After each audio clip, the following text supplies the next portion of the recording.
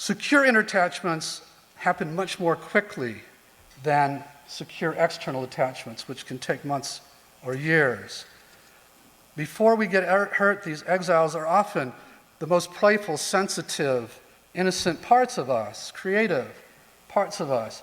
But because they're so sensitive, they're the ones that get hurt most in our families or in traumas.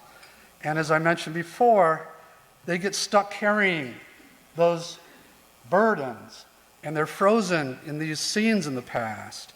And because we don't want to feel that anymore, we find it difficult to function if we're with that, we lock them up, not even knowing we're locking up our most valuable resources. So it's insult to injury. They're hurt by the world, and then they're abandoned by us. What do these exiles need to heal? They need a new inner attachment relationship that I mentioned earlier, a critical aspect of which is for the client to really get what happened in the past when they were hurt, where the part's frozen in time, where it's stuck in the past, so that clients become compassionate witnesses to their own pain. And then there's a process by which we can take those parts out of those scenes to safe places.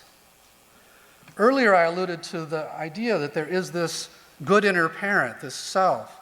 So who is that? Over 30 years ago, I stumbled onto the discovery that just beneath the surface of these parts lies an essence that can't be damaged. And once accessed, it can become that good attachment figure. All that's needed is for the client's parts to open space for it.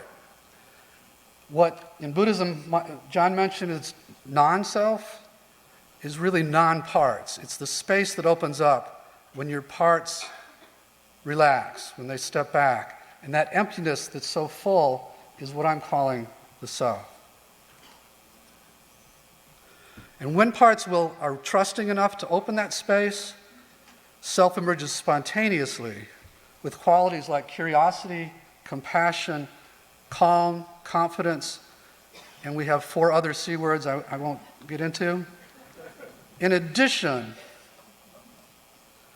once accessed, the client's self will kind of take over the session and begin to relate to their parts in a loving, healing way, spontaneously often, without any directive from me.